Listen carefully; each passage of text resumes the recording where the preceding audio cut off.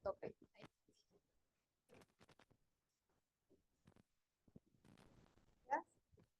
Vamos a dar inicio a nuestra sesión general del día de hoy.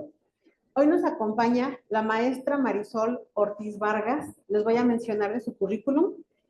La maestra Marisol Ortiz Vargas cuenta con la licenciatura en Psicología por la Universidad Michoacana de San Nicolás de Hidalgo, con estudios de maestría en Administración aplicada a la educación, certificación en atención presencial de primer contacto a mujeres víctimas de violencia de género, entrenamiento en psicoterapia corporal, varios diplomados en pareja, género, psicología jurídica, tanatología, psicosociología, entre otros. Profesionalmente se ha desempeñado en la Secretaría de Seguridad Pública, en el Departamento de Intervención en Crisis, en el DIF municipal de Uruapan. Es orientadora y docente a nivel medio superior, fundadora y directora del Instituto Atelier, instituto especializado en la capacitación empresarial y desarrollo humano. Estuvo a cargo de varios programas de contención emocional a personal que labora en centros de atención a mujeres, niñas y niños víctimas de violencia que se encuentran en refugios en la ciudad de Uruapan, Michoacán. Perteneció al Consejo Directivo del Colegio de Profesionales de la Psicología del Estado de Michoacán con el cargo de vicepresidenta durante el periodo de 2017 al 2022 y en el cual continúa siendo socia activa.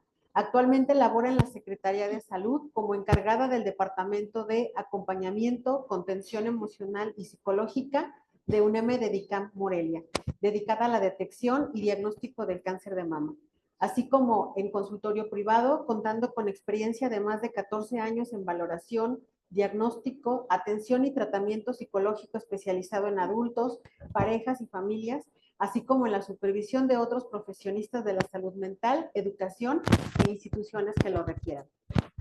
El día de hoy, la maestra Marisol nos va a compartir el tema psicooncología, el lado emocional del cáncer de mama. Bienvenida, maestra.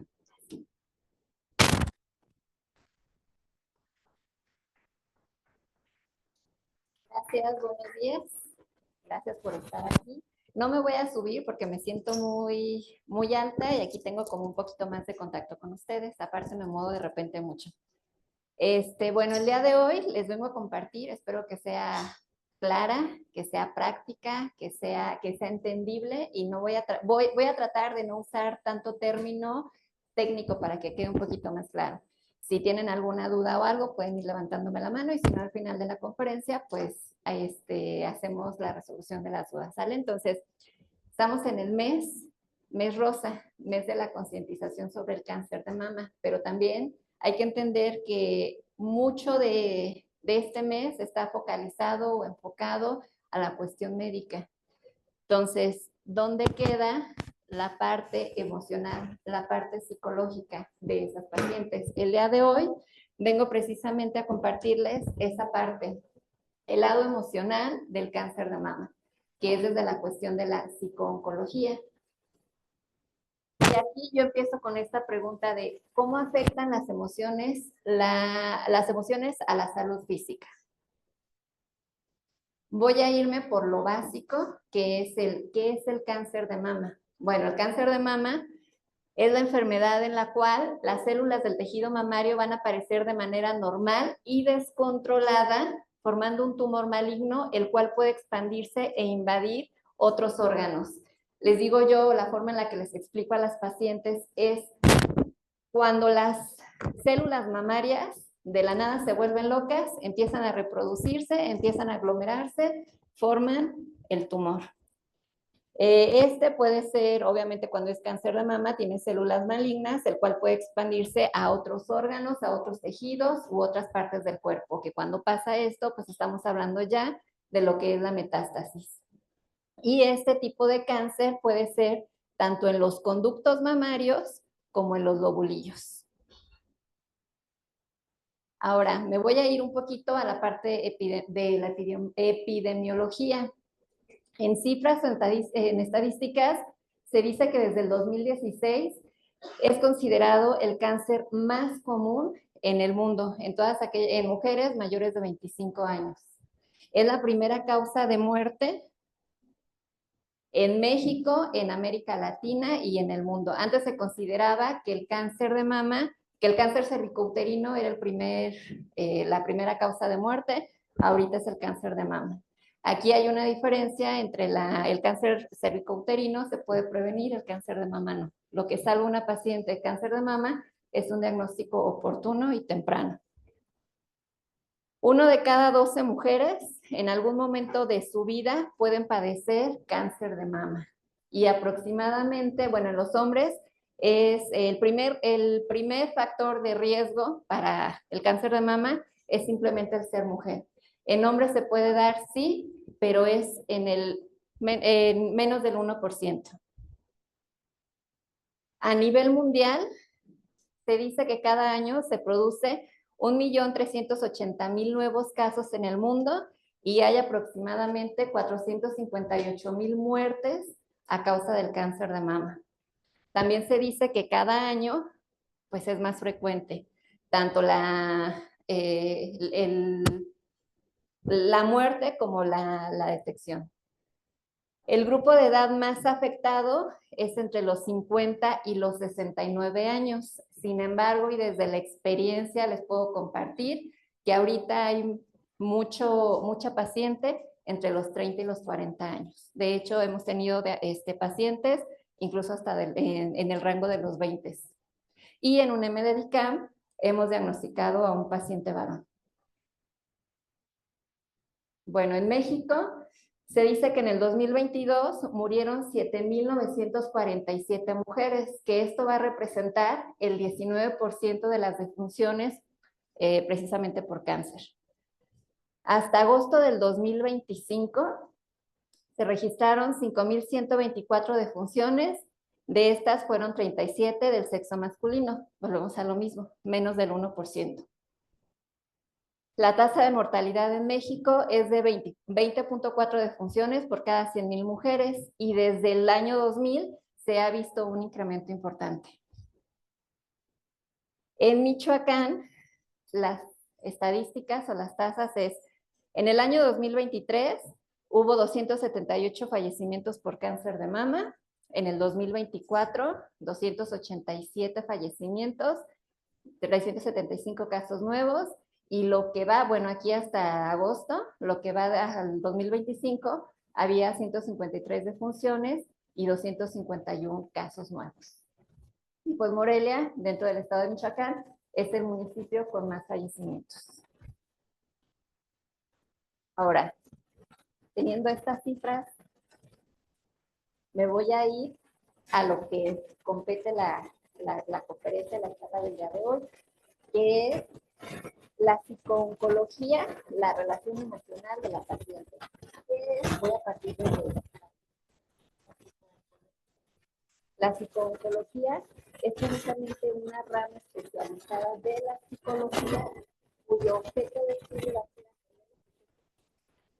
psicológicos y sociales de los pacientes con diagnóstico de cáncer. Esto con el objetivo de que de ayudar al paciente a afrontar su diagnóstico, de hacer el acompañamiento durante su tratamiento para así mejorar su calidad de vida. ¿Cómo afectan las emociones a la salud física? Aquí me voy a ir a esta parte, a este dicho, y como dice, ¿qué fue primero, el huevo o la gallina? Pues aquí también podemos hacer esa relación. ¿Qué afecta la salud física, las emociones o las emociones a la salud? Creo que van muy de la mano. ¿Por qué? Bueno, vamos a partir de 3 conceptos claves que van a ser emoción, enfermedad y somatización. Hablar de enfermedad, bueno, desde el concepto de lo que es la enfermedad, bueno, me voy a ir primero a lo que es la emoción. Emoción viene del latín emovere, que significa agitar o excitar. Todos hemos escuchado o todos de alguna manera estamos como familiarizados con esta parte de la palabra emoción o de lo que son las emociones, pero al momento de expresarlas, de explicarlas, resulta un tantito complejo y es ahí donde nos atoramos. Entonces, la emoción viene desde esa palabra clave, desde el latín, que es agitar o excitar, y desde su definición va a ser esa reacción fisiológica que va a representar el modo de adaptación de ciertos estímulos, tanto externos como internos, y que nos va a hacer como adaptarnos precisamente a nuestro entorno. Las emociones como tal son subjetivas. Esto siempre va a venir acompañado de cambios orgánicos. Por ahí culturalmente o desde el lenguaje coloquial, decimos o se piensa que hay emociones buenas y hay emociones malas. No hay ni buenas ni malas porque cada una cumple una función. En el momento que aparece, aparece para algo. Las emociones como tal, hay diferentes autores, pero las básicas, las primarias, así como los colores del arco iris de los cuales se desprenden los demás, las emociones primarias van a ser estas: amor, miedo, alegría, tristeza y enojo. Nos han dicho o pensamos que las emociones malas pues van a ser la tristeza, el enojo y el miedo, y las buenas van a ser el amor y la alegría.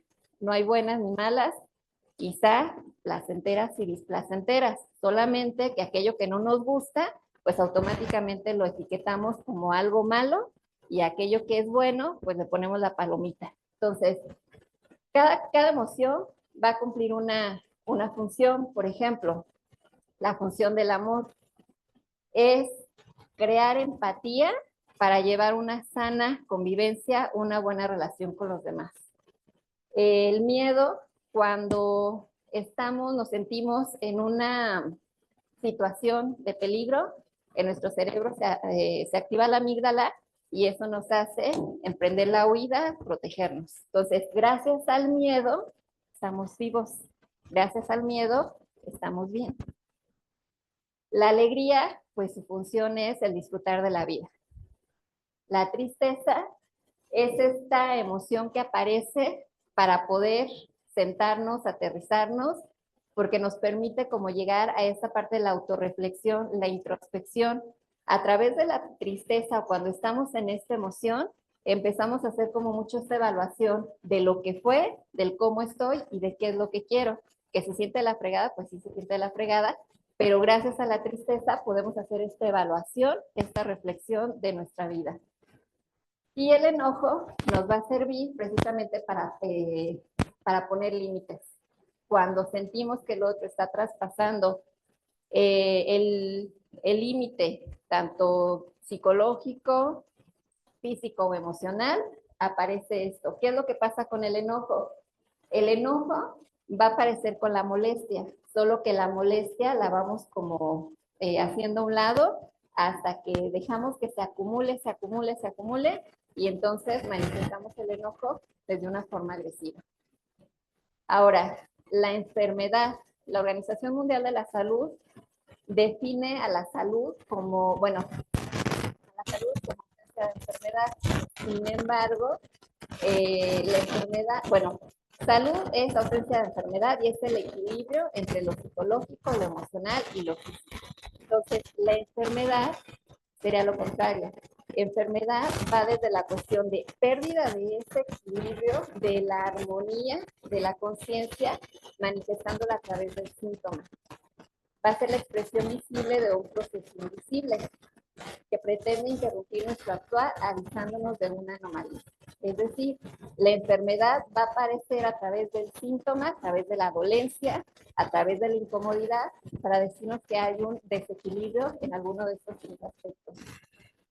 Y el otro es la somatización, que aquí se los englobo en esta parte de la frase de cuando la mente controla el cuerpo.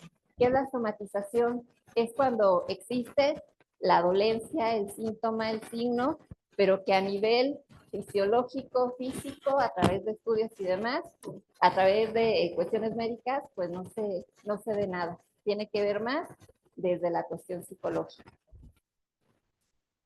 Ahora, el ser humano somos un ser integral formado por mente, que son los pensamientos, emociones y el cuerpo. Yo les digo que emociones y pensamientos son subjetivos, no los vemos. La forma en la que se van a materializar o se van a visibilizar va a ser a través del cuerpo. ¿Y cómo se va a visibilizar? A través del comportamiento, a través de la conducta o a través de la enfermedad. Entonces, el ser humano es un todo integrado y cuando existe una separación entre estos tres o entre estos planos, se va a abrir la puerta precisamente a la desintegración, a la desvalorización, y eso nos va a hacer más vulnerable a la enfermedad. Entonces debe haber una emoción, va a ser el puente entre el pensamiento y el cuerpo, el pensamiento y la acción. Lo subjetivo se va a materializar o físicamente en el cuerpo, lo que les decía, mente o pensamiento. ¿Cómo puedo saber que alguien está enojado? Pues desde la conducta, desde el comportamiento. ¿Cómo puedo saber que lo que alguien está pensando? Pues también desde lo que el cuerpo lo va a manifestar. Y las emociones van a impactar, porque cuando estamos desde la cuestión, van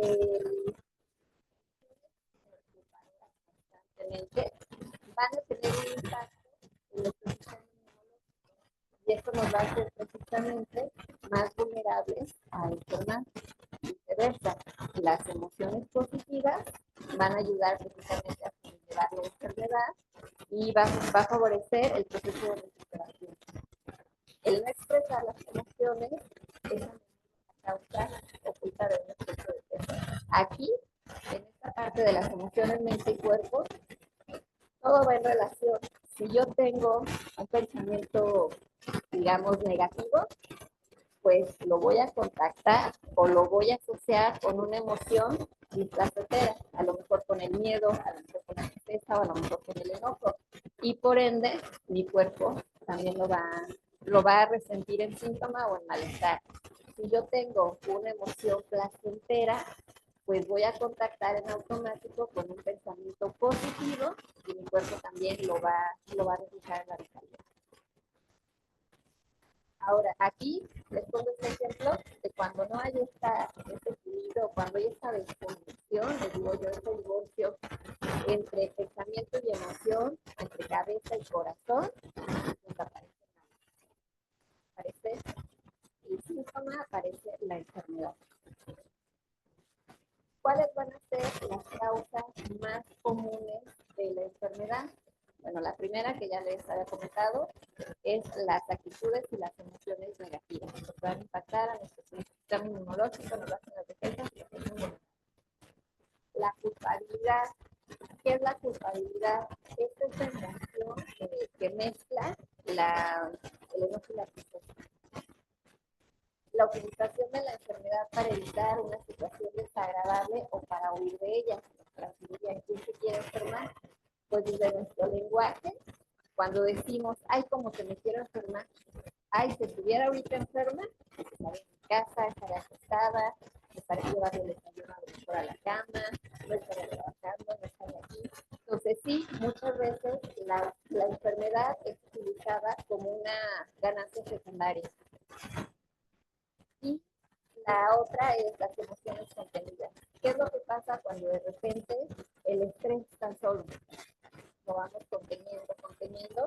Con el tiempo se ve reflejado en los dolores en el cuello, en la espalda, en la mandíbula.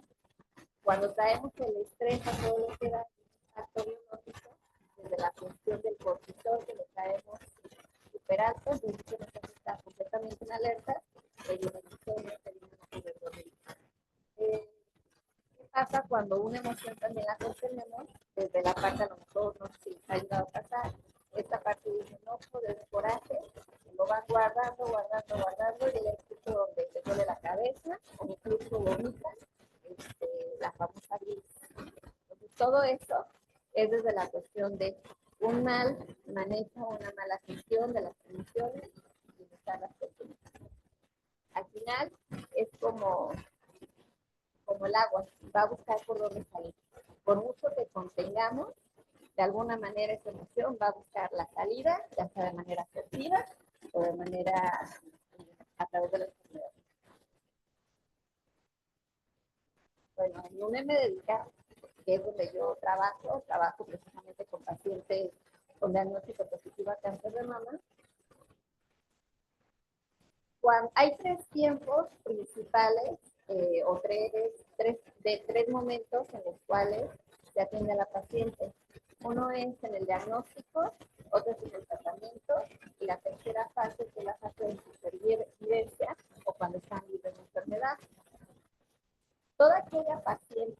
que descubre o que se les da un diagnóstico de cáncer, precisamente va a tener un fuerte impacto o un golpe emocional que no solamente va a afectar la esfera física, sino emocional, social, incluso familiar.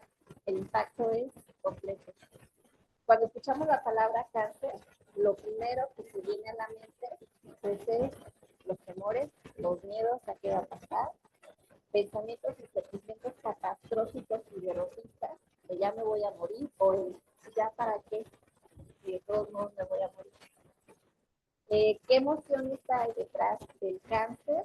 Puede haber depresión, puede haber ansiedad, puede haber sufrimiento, puede haber dolor, culpa, frustración, confusión cognitiva, el estado de shock donde las pacientes no entienden qué es lo que está pasando, el duelo oncológico.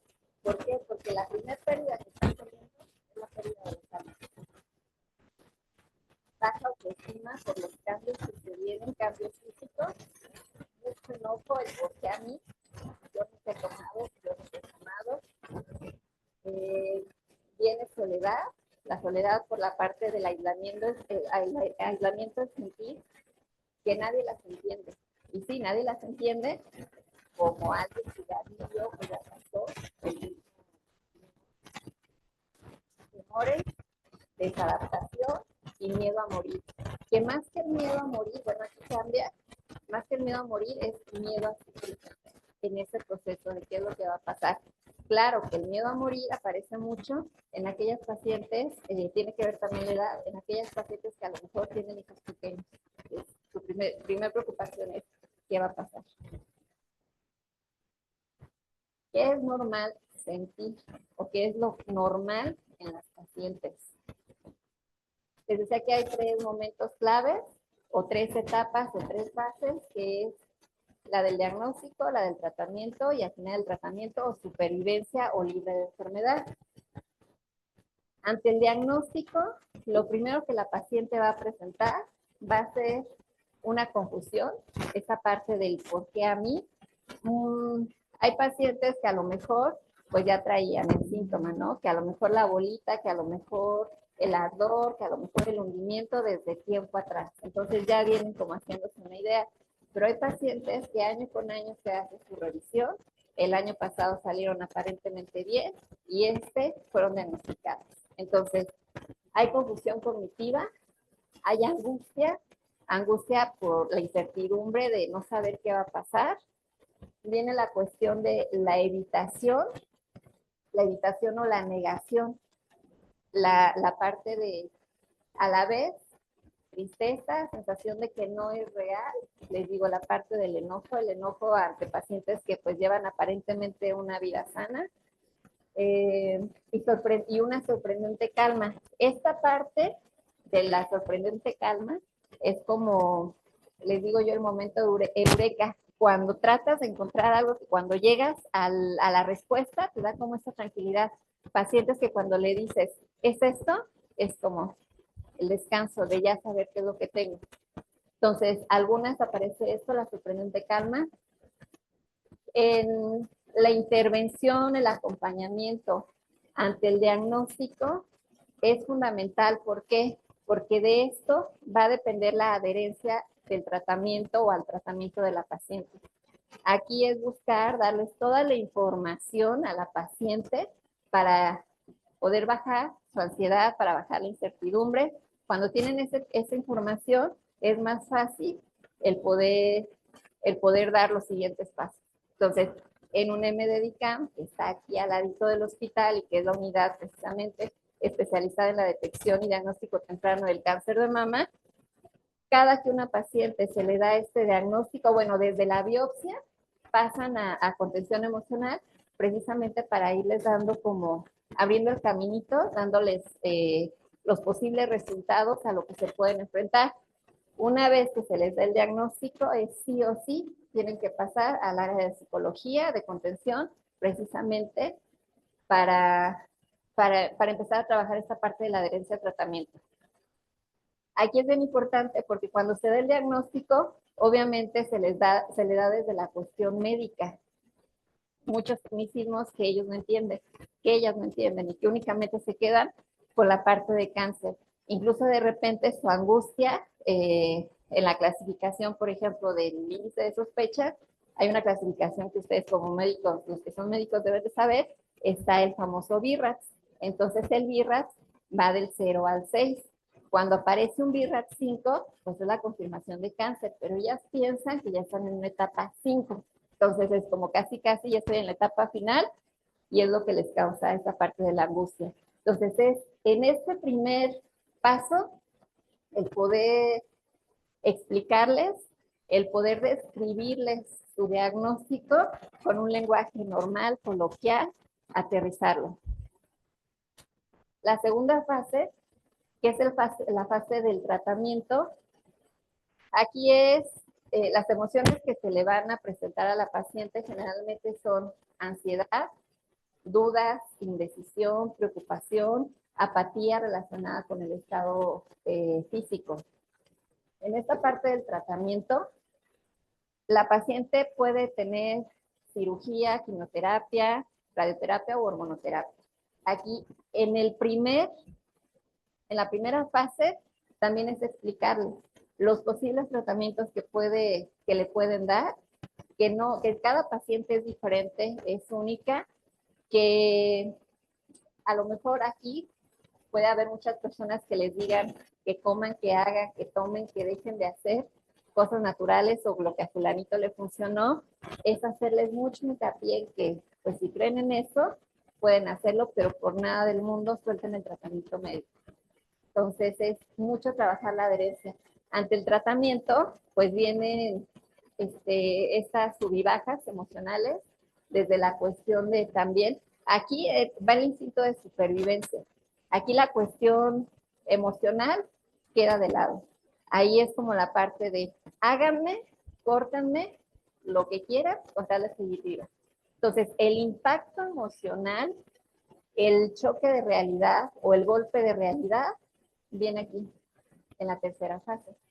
Durante las dos primeras, todo el mundo está encima de, todo el mundo quiere cuidar, todo el mundo quiere ayudar, todo el mundo quiere apoyar, todo el mundo está pendiente. Pero una vez que la paciente está libre de tratamiento, vienen emociones diferentes. ¿Cuáles son? Por ejemplo, el desánimo, la ansiedad, el enfado, la inseguridad por haber estado yendo a tantas citas médicas y que ahora no la tengan tan controlada. ¿Cuál es la diferencia? Que al final del tratamiento, pues obviamente ya empiezan a prolongar. Viene este miedo a la recaída, cada que es hacerse algún estudio médico, viene la ansiedad de, ¿y si sale mal? Aquí, en este golpe de realidad, empiezan a voltear a ver todas las pérdidas que tuvieron. Pérdidas no nada más desde la cuestión corporal, que a lo mejor el cabello, que a lo mejor alguna de las mamas, sino todas las cuestiones a lo mejor físicas y sobre todo las pérdidas emocionales.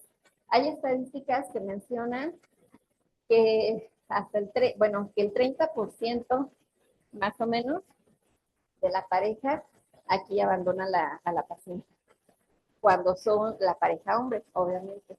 Entonces, aquí hay mucho divorcio, hay mucha separación. Durante el tratamiento, abandonan a la paciente. En UNEM se les da el seguimiento a las pacientes, se pasan, por ejemplo, a oncología, al INSA, donde tenga que llevar su tratamiento, pero se deja abierta precisamente esta cuestión de la contención emocional para darle seguimiento. Al principio yo no entendía el por qué las pacientes, después de que se les daba el diagnóstico y después de, bueno, cuando empezaban su tratamiento, desaparecían. Entonces era como frustrante el por qué están dejando de lado esta. Ya hasta después entendí que era precisamente eso, el instinto de supervivencia, el estar como focalizada y que su mundo, sus horarios, su rutina gira alrededor de la parte médica. Porque ellas pueden a lo mejor decir, tengo cita en el área psicológica el próximo martes, pero resulta que le tocó quimioterapia, resulta que le tocó algún tipo de tratamiento y no está en condiciones, sobre todo físicas, para poder acudir. Entonces, Una vez que finalizaban el tratamiento, era cuando regresaban, precisamente por toda la pérdida de, el golpe de realidad que llegaban a tener. Los, aquí en esta parte de finalizar el tratamiento, en UNEM tenemos un grupo de contención, bueno, tenemos la contención grupal que es una vez al mes, los últimos miércoles, por la mañana. Aquí se trabaja precisamente eso, la contención, el crear una red de apoyo para ellas, que sepan que no están solas y que de alguna manera, pues nadie las va a entender como otra paciente que ya pasó por lo mismo. ¿Cómo van a influir las emociones para un diagnóstico de mama? Bueno, pues las emociones causadas o son causadas por el momento en que se vive una situación inesperada o fuera del control, haciendo una descarga bioquímica en el cuerpo humano. Cuando nos dan o cuando sufrimos algún evento impactante, significativo, pues va a haber precisamente la descarga bioquímica y va a estar esa emoción intensa que viene desde el miedo, desde el enojo, desde la tristeza. Cada cerebro va a codificar de manera diferente las situaciones y vivencias. Cada paciente es diferente y única. Cada paciente, desde ahí, lo va a procesar de manera diferente. Hay pacientes que se les nota como mucho la parte del enojo. Hay quien está desde la negación. Hay quien incluso desde la crisis le da un ataque de risa. Hay quien pues está en completa negación. Las emociones que van a influir tiene que ver esta parte del cómo se juzgan directamente a ellas mismas o a sí mismos, que es desde el enojo y desde la rabia. Aquí viene mucho esta parte de el reclamo hacia ellas mismas, el por qué no lo hice a tiempo, el por qué no vine antes, el por qué me dejé para después, el por qué no me cuidé. Viene un sentimiento de fracaso y la responsabilidad excesiva por alimentar, sostener, cuidar y proteger a los demás. Este es un rasgo que yo veo que es muy común en las pacientes en las que yo atiendo, que se descuidan, que siempre están hacia los demás, dejándose ellas de lado. Aquí, yo desde mi experiencia con las pacientes, me llama mucho la atención que después las pacientes generalmente traen un duelo no resuelto, un duelo de un hijo o de un marido, en el cual toda la atención estuvo focalizada en el familiar, en esta parte de la responsabilidad excesiva, y después de la muerte, después de ese duelo, resultó con un diagnóstico de cáncer. ¿Cuáles son las emociones que hay detrás del cáncer de mama? Bueno, pues detrás de cada bulto, de cada bolita, de cada tumor, hay emociones como dolor, aflicción, asuntos emocionales no resueltos. Las mamas, desde el enfoque psicocorporal, las mamas están en la parte del centro, las emociones que aquí guardamos, pues viene esta parte de tristeza, del pesar. Aquí viene mucho esta parte de qué emociones ellas también están conteniendo, qué emociones ellas están guardando. Sentimiento de culpa por no poder perdonarse. Aquí también estadísticamente se dice, que era lo que les decía, que yo lo he visto en las pacientes con duelos no resueltos, que hay un riesgo de enfermarse por cáncer de mama. El riesgo de enfermarse por cáncer de mama aumenta hasta 12 veces más si la mujer ha experimentado la muerte de un ser querido, si ha tenido una pérdida abrupta de trabajo, un cambio repentino o un divorcio. Ojo, no quiere decir que eso es, que se arregla o que sea ley. Aquí es la capacidad que tenemos para gestionar nuestras emociones a través de estos eventos como tan impactantes o tan traumáticos. Por eso la importancia de saber manejar nuestras emociones. ¿Cómo van a influir las emociones para un diagnóstico del cáncer de mama? Bueno, las emociones son causadas por el momento en el que se vive una situación inesperada o fuera de control. Haciendo una descarga, es la misma, ¿verdad?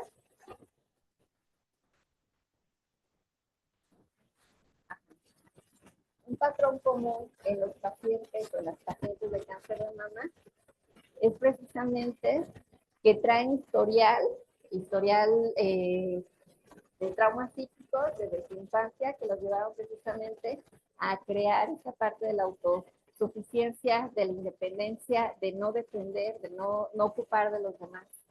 Hay conflictos de los procesos mamarios, una separación, ruptura y esta preocupación constante de querer proteger al otro, del estar al cuidado. Digo, desde nuestra cultura, la mujer pues generalmente es creada para eso, ¿no? El estar al pendiente de los hermanos, del papá, del marido, dejando como de lado nuestro autocuidado. Hay una sucesión de acontecimientos estresantes sin tomar un respiro, como constantemente esa descarga bioquímica del estrés que vivo en mi día a día, no tener herramientas para resolver los problemas que se presenten. Es decir, la paciente se vive como desamparada, como sola, como el no sentirse merecedora, no sentirse validada, rendirse y vivir sin esperanza.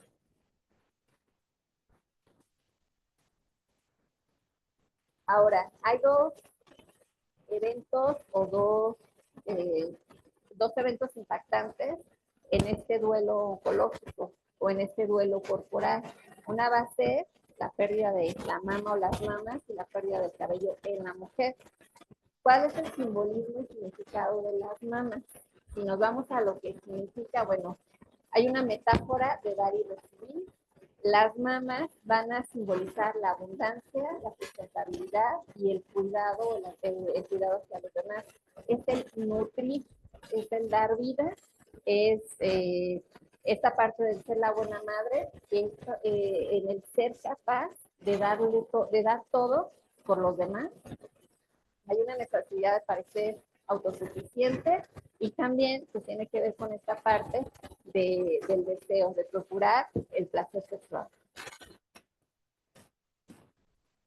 Cuando hay esta pérdida, dentro de la pérdida física, la pérdida de la mama, pues es lo que conocemos como el duelo corporal, precisamente en el cáncer de mama, que no es una vanidad, es una parte real del proceso de recuperación. Ante la pérdida, pues no solamente va a cambiar el cuerpo desde la cuestión externa, desde la cuestión por fuera, también cambia la forma en la que se sienten y la forma en la que se van a reconocer en él. A esto la psicología lo llama duelo corporal, que va a ser este proceso de adaptación ante las pérdidas físicas y simbólicas que deja el cáncer, lo que les decía. Al principio y durante el tratamiento, incluso hay pacientes que optan por retirarse las dos manos. Pero después, en la fase de supervivencia, pues viene esta parte del golpe de realidad ante esta pérdida. Tiene una sensación de pérdida de identidad, es decir, sienten que no se reconocen, que no son ellas cuando se ven frente al espejo. Hasta un 70% de las pacientes van a reportar cambios significativos en su autoimagen, afectando obviamente su sentido de identidad. Va a haber un rechazo de desconexión con el cuerpo, es decir, van a evitar verse en el espejo, van a evitar mostrarse al otro, van a evitar también tocarse. Es como esta parte la tengo bloqueada y se me dificulta contactar con ella. Va a haber obviamente dificultades en la intimidad. El deseo sexual se viene para abajo, vaya en picada. Y el contacto físico va a generar ansiedad o vergüenza por parte de su pareja. El no me veas, el no me toques. Va a haber vergüenza o aislamiento social. ¿Por qué? Porque aquí viene como también mucho esa parte de la presión social, que presionan a la paciente al verse bien, a dar gracias por estar bien, dejando de lado el impacto. Entonces, ¿qué es lo que van a hacer? Se van a aislar, van a intentar o van a buscar mejor no estar en relación con los demás. Y esto no es por falta de autoestima, sino por esta reacción ante la mirada del otro. Porque incluso viene esa parte pero te ves muy mal, pero como si nada. Tenía una paciente que a ella no le dio quimioterapia, pero en la quimioterapia, pues obviamente no hubo pérdida de cabello, Entonces, en su oficina hicieron rifas, hicieron colectas y ella tenía mucha culpa. Ella se sentía muy mal porque iba a regresar a la oficina, iba a regresar con cabello. Sentía que iba a ser como una burla para sus compañeros y que le iban a cuestionar o preguntar de que no estaba enferma, por eso se le había dado el apoyo. Entonces, aquí es entender, es esta parte del decir, bueno, desde cómo está afectando la presión social, que hace que la paciente empiece a aislarse, que empiece a evitar relacionarse. Y la otra es integrar el cuerpo nuevamente, es decir, el duelo corporal no busca amar las cicatrices. Varias pacientes dicen, ¿no? Tampoco se trata de romantizar mi cicatriz, es desde la realidad darle ese sentido de lo que fue, de lo que pasó y aceptar que pues de alguna manera fue un impacto a la identidad, a la autoestima y a la seguridad misma. Otro impacto significativo va a ser la pérdida del cabello. Las mamas, como quiera, se cubren. Las mamas, pues únicamente la afectación entra desde la cuestión personal y desde la cuestión de pareja. Pero la pérdida del cabello implica esta pérdida a la feminidad. Implica el que los demás volteen, me vean y darles la confirmación de que estoy enferma. Eso es lo que más les afecta, la pérdida del cabello. La pérdida del cabello se va a vivir como una agresión directa a la imagen corporal y a la identidad personal. Aquí lo que yo les sugiero a las pacientes, porque hay muchas que traen el cabello muy largo, que lo vayan cortando, precisamente para que ellas se vayan adaptando, para que ellas se vayan familiarizando con la pérdida del cabello. Que el cabello, a su vez, va a representar el simbolismo, el significado que tiene, es belleza, feminidad y vitalidad. Por ello su caída puede generar sentimientos de vergüenza, de tristeza, de enojo, de rechazo al cuerpo y de pérdida del atractivo. Aquí también es bien curioso, porque a veces se pensaría que con la peluca la paciente se va a sentir segura. Las pelucas no muchas veces ayudan. Incluso las pelucas, yo tengo ahí en el consultorio algunas pelucas que a lo mejor la paciente puede decir, me gusta esa, se la pone, no. Hay quien llega, quien literal se le amolda y le queda y se le ve como si fuera su cabello. Pero, ¿qué es lo que pasa? Que cuando toman o cuando se ponen la peluca, se sienten ridiculizadas. Entonces también es trabajar con ellas este proceso de duelo. La pérdida de cabello va a ser visible la enfermedad ante los demás y va a exponer a la paciente al estigma y a las miradas que refuerzan la vulnerabilidad. Pobrecita, es que ha de tener cáncer, es que está enferma. O sea, viene como mucho esta parte del sello de que estoy enferma. Perder el cabello o una mama no es solo un cambio físico, es una herida que toca lo más profundo de la identidad, de la feminidad y obviamente pues del amor propio, que viene siendo la parte de nuestra seguridad o de la seguridad de la paciente. Aquí yo se los pongo en esta imagen. Dice el camino emocional del cáncer de mama. El camino inicia aquí con el diagnóstico, con el impacto, con el shock, con la incertidumbre de no saber qué va a pasar. Aquí es escuchar la palabra cáncer, va a detener tu mundo, nadie sabe cómo seguir, solo tienen la certeza de que no va a ser igual, que todo su mundo va a cambiar completamente. El segundo paso va a ser la pérdida de control, lo que les decía, aquí todo va a depender de la enfermedad, tu tiempo, tu rutina, tus hábitos tienen que ver con el cuerpo y con la enfermedad.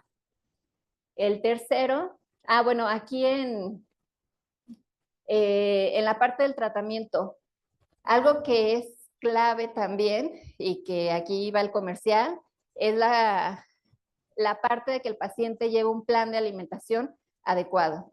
A ver, la preocupación de las pacientes es qué voy a comer, qué no voy a comer para no seguir alimentando las células. Cuando le preguntan a los médicos a lo mejor de manera general dicen qué no comer, pero el especialista como tal te va a decir qué sí comer y qué quitar. Aquí es bien importante, y eso yo lo tengo confirmadísimo y comprobado con las pacientes, que aquellas que llevan a la par un plan de alimentación, el impacto de la quimioterapia es más llevadera, la recuperación de la cirugía es más rápida a aquellas que no llevan un plan de alimentación. Los síntomas, los efectos secundarios son más fuertes.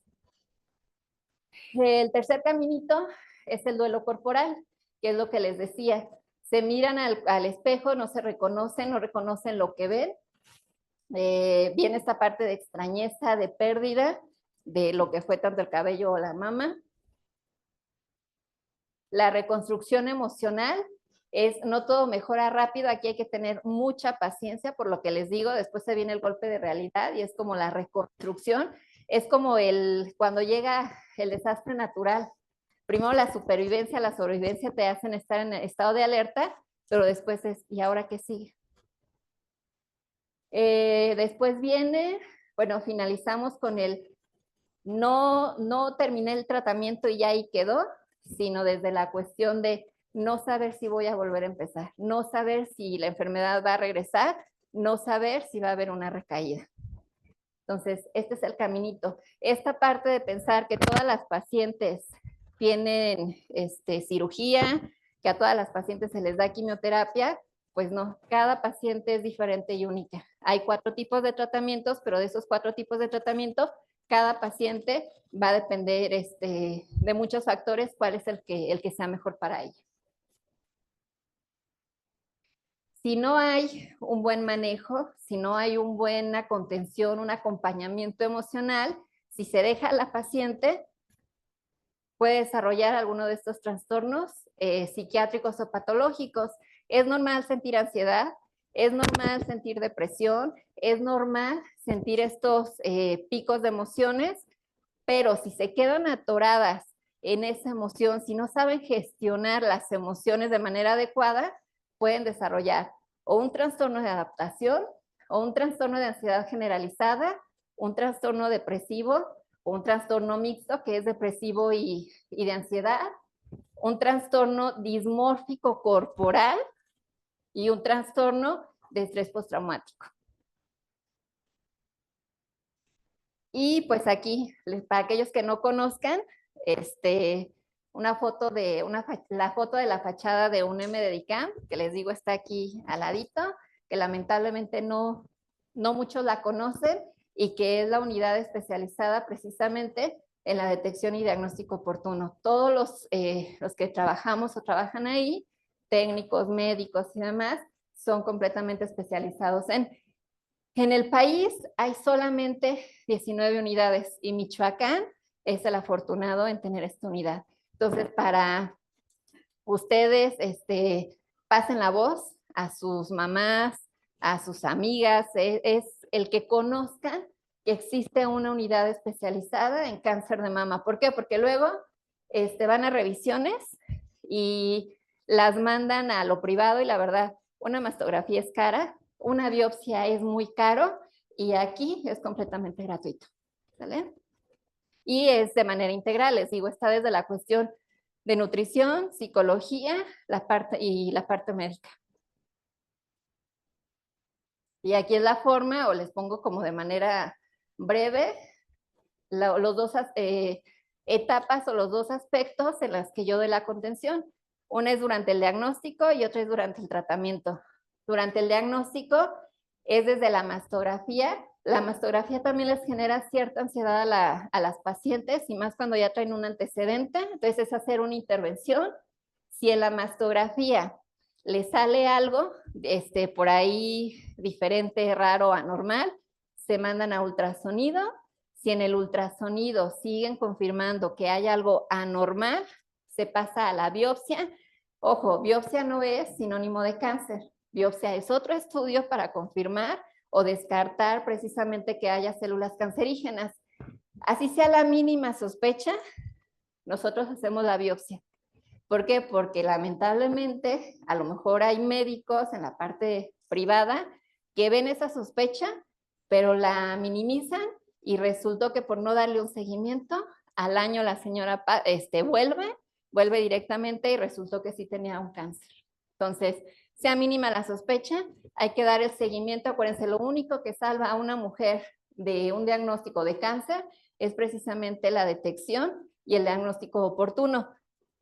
Suena paradójico porque es la primera causa de muerte. Sí, la primera causa de muerte, porque lamentablemente no tenemos la cultura de autoexplorarnos, de cuidarnos, de ir a nuestras revisiones. Ya cuando se acude, pues ya están en una etapa, digamos, avanzada.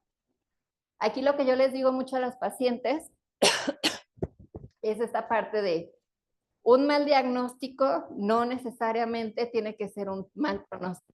Y eso de alguna manera pues también les baja la ansiedad. El que te digan que tienes cáncer no quiere decir que necesariamente te vas a morir de cáncer, pero si no gestionas tus emociones, si no trabajas la cuestión emocional, si no tienes una red de apoyo, si no tienes un acompañamiento, entonces vas a caer en una depresión. La depresión te va a bajar las defensas. ¿Y qué es lo que te va a matar? No va a ser el cáncer, sino precisamente, por ejemplo, la depresión, ¿no? Y la otra etapa es durante el tratamiento, que aquí les digo, es libre de enfermedad, aquellas pacientes que tengo ya como cautivas en el grupo de contención. Fase terminal no me ha tocado, pero sí me ha tocado que cuando hago la llamada, pues me dicen ya falleció. Y recaída, pues también es, si en la fase libre de enfermedad la paciente se siente contenida, la paciente se siente apoyada, vamos a evitar esto. Que yo desde lo personal y yo desde lo que hago mucho hincapié, por ejemplo, en la unidad, sí es bien importante la parte del diagnóstico porque es la adherencia al tratamiento, pero ¿qué pasa cuando después la paciente se queda sola? Ahí es donde hay que intervenir, ahí es donde hay que contener, ahí es donde hay que empezar a trabajar, porque incluso cuando están libres de enfermedad, en su golpe de realidad, no nada más desde la cuestión de que la familia está fracturada o el marido las dejó, viene también la pérdida de trabajo. ¿Y qué es lo que pasa? Cuando ellas van a buscar un trabajo y dicen que tienen cáncer, entonces no las contratan. Y por eso muchas de ellas dicen, bueno, sí, octubre es muy bonito, octubre todo el mundo nos vestimos de rosa, octubre todo el mundo queremos apoyar, pero ¿y el resto del año? Se quedan abandonadas. Y cierro con esto. Ay, creo que se me subió, ¿verdad? Es que la frase completa.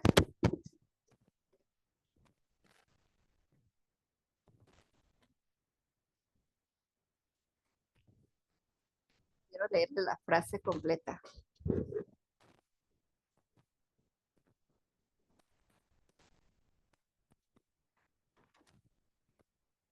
Cierro o englobo con esto que dice, detrás de cada tratamiento hay una esperanza, una historia, un miedo y la fuerza de seguir. Y porque no solo se trata de curar, sino de sostener el alma de quien atraviesa la enfermedad. Entonces también cuidemos esa parte, desde la parte de la salud. El lema dice, ¿no? Sin salud mental no hay salud. Y es muy cierto, y eso aplica también para todos ustedes que de alguna manera pues estamos en el trato directo con el paciente y que estamos muy propensos a desarrollar un síndrome de desgaste por empatía. Es primero el autocuidado, primero tengo que estar yo antes de convertirme en el rescatador del otro. Así que creo que eso es todo.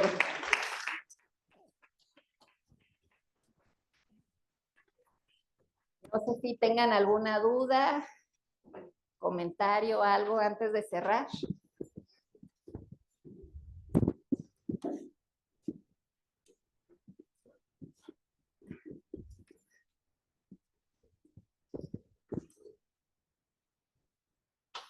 Pues maestra, muy interesante, muy completa la información que nos acaba de compartir.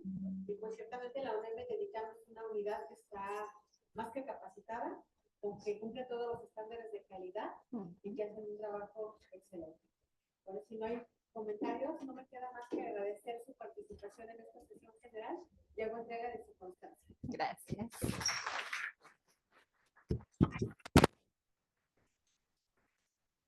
Sería todo por el día de hoy. Que tengan un excelente día. Gracias.